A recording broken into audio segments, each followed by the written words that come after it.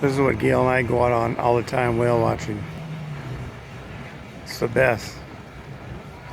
It's got a full bar on the inside too. This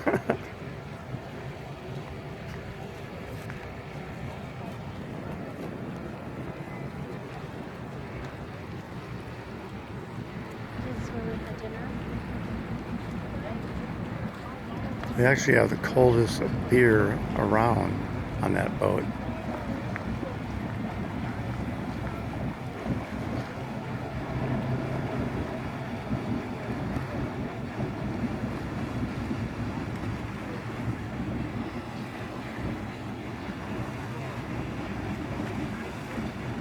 And then there's this guy.